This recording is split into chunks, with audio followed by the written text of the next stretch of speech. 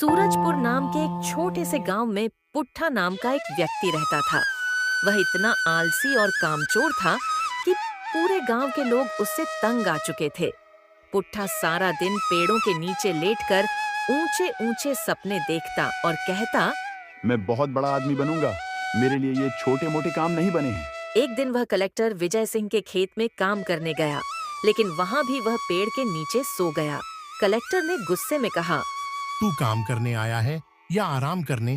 पुट्ठा बोला, कलेक्टर साहब, एक दिन आएगा जब मैं आपके जैसे नहीं बल्कि आप जैसे कई लोगों का मालिक बनूंगा।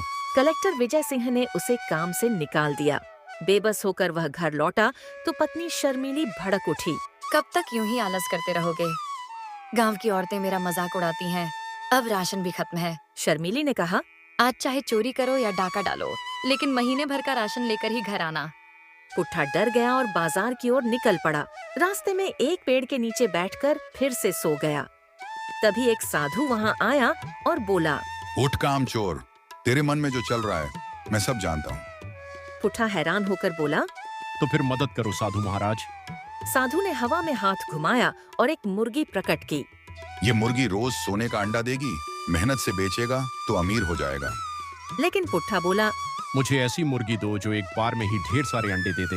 रोज रोज का झंझट मुझे नहीं चाहिए। साधु नाराज हो गया और मुर्गी गायब कर दी। फिर उसने एक जादुई कुल्हाड़ी दी। जिस पेड़ पर चलाएगा अपने आप कट जाएगा, लकड़ी बेचकर पैसे कमा। पुट्ठा फिर बोला, साधु जी, उसमें भी मेहनत है, मैं नहीं कर सकता। साधु झल्ला गया और बोला, तेरे जैसा आलसी कभी नहीं सुधर सकता। आखिर में दया खाकर उसने उसे 50 रुपए दिए। पुट्ठा खुश होकर समोसे खाने चला गया।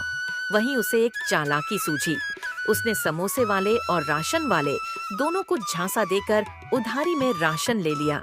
लेकिन बात खुल गई, पुलिस आ गई और पुट्ठा थाने।